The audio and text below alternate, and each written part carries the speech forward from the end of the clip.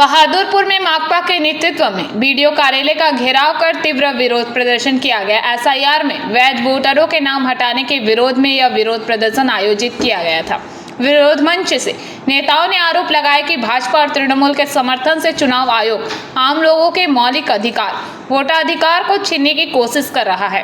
पूर्व जामुड़िया विधायक जहानारा खान ने बताया जामुड़िया क्षेत्र में लगभग 14,000 वोटरों के नाम एडजुडिकेशन में भेजे गए हैं, जो अत्यंत चिंताजनक है। माकपा उम्मीदवार शब्बीर हुसैन ने कहा, एक भी नागरिक का वोटाधिकार छीना गया तो यह लोकतंत्र पर हमला होगा। इसके खिलाफ हमारी पार्टी आम लोगों के लिए निःशुल्क अदालत में लड़ाई लड़ेगी। इसके अलावा माकपा नेता मनोज दत्त ने भाजपा और तृणमूल कांग्रेस पर कड़े शब्दों में हमला करते हुए चुनाव आयोग को चेतावनी दी। इस घटना से बहादुरपुर में राजनीतिक तनाव चरम पर है। पार्टी की तरफ से जो लोकतंत्र पर हमला जो अभी भारतीय जनता पार्टी निर्वाचन आयोग के साथ मिलकर जो लोकतंत्र पर हत्या किया जा रहा है, आज बहुत सारे लोगों का नाम लिस्ट से काटा जा रहा है। मेरे साथी कॉमरेड, आज हम लोग देख रहे हैं कि एक ही घर में पिता का नाम काटा गया है और उसका बेटा का नाम नहीं काटा गया है। इससे ये साबित होता है कि ये लोकतंत्र एक हत्या है। साथी कॉमरेड, मैं ভিডিও সাহেব से गुजारिश करूंगा কিন্তু নিরপরাধ মানুষগুলোর গায়ে একটা স্ট্যাম্প লাগিয়ে দিল ভোটার লিস্টে। এটা লজ্জাজনক ব্যাপার। আমাদের রাজ্য সরকার প্রশাসন চালাচ্ছে। রাজ্য সরকারের হাতে এআরও সবাই। যদি মুখ্যমন্ত্রী প্রথম থেকেই চাইতেন, প্রথম থেকে উনি বলছেন এসআইআর হতে দেবো না। গোটা পাঁচটা রাজ্যে আমাদের এই নির্বাচন চলছে, কোনো রাজ্যে কোনো অসুবিধা নেই। কিন্তু হচ্ছে আমাদের পশ্চিমবঙ্গে মুখ্যমন্ত্রীর অপদার্থতার জন্য সাধারণ মানুষ, এই 60 লক্ষ মানুষ রাজ্যের নাম বাদ গেল। মুখ্যমন্ত্রী যদি চাইতেন, ওনার হাতে সমস্ত অফিসাররা এসডিও বিডিও এআরও সবাই সকলকে যদি নির্দেশ দিতেন যে আপনারা আপনাদের কাজটা যত্ন সহকারে করুন, যাদের যা সমস্ত ডকুমেন্টস আছে সেই ডকুমেন্টগুলো দেখে 2002-এর যাদের লিস্টের নাম আছে সেগুলো তুলুন। কিন্তু উনি না করে উনি জনগণকে বলে দিলেন এসআইআর হতে দেবো না, আর অফিসারদেরকে কাজ করাতে পারলেন না, যার ব্যর্থতার জন্য সারা রাজ্যের 60 লক্ষ মানুষ আজ হয়রানির মধ্যে। আমরা জানি এখন দুদিনের আমরা বাংলায় যে অবস্থা তৈরি হয়েছে সেই অবস্থা থেকে বেরিয়ে আসতে হবে। ঘোলা জলে কেউ মাছ ধরতে পারবেন না। বিজেপি চাইছে এরকম একটা জায়গায় ঘোলা জলে মাছ ধরি, টিএমসি চাইছে মাছ ধরি।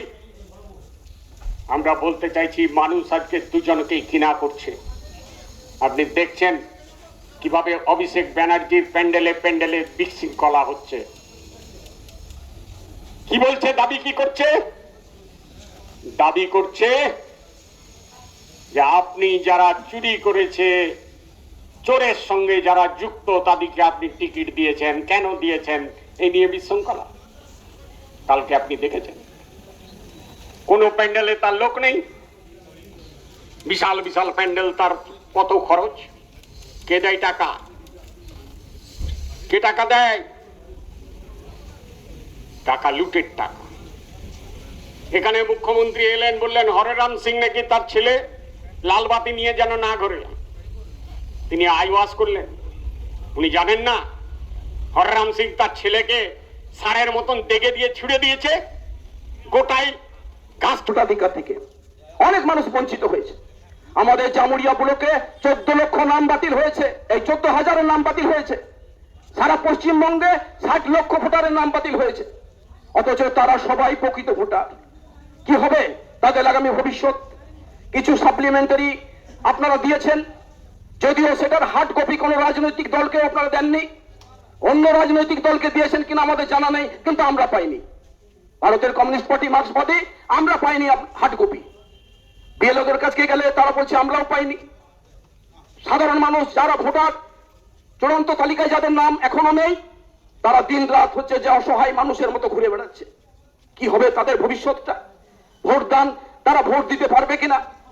ভোটদান দেওয়া যেমন তেমন, তাদের নাগরিকত্ব থাকবে কিনা, এই আশঙ্কায় সাধারণ মানুষ দিন কাটাচ্ছে প্রতিনিয়ত। তাই আমরা বিডিও সাহেবের কাছে আমরা বলতে চাই, আমাদের যে দাবি সেই দাবিগুলো আমরা তুলে ধরতে চাই। যে এসআইআর এর নাম করে অনেক প্রকৃত ভোটারকে বাদ দেওয়া হলো, তাদের কি ব্যবস্থা করবেন? তাদের আইনি পরামর্শ, আইনি সাহায্যের জন্য আপনি কি সহায়তা করতে পারেন? जामुड़िया से दिलीप साव की रिपोर्ट, PVTV न्यूज़।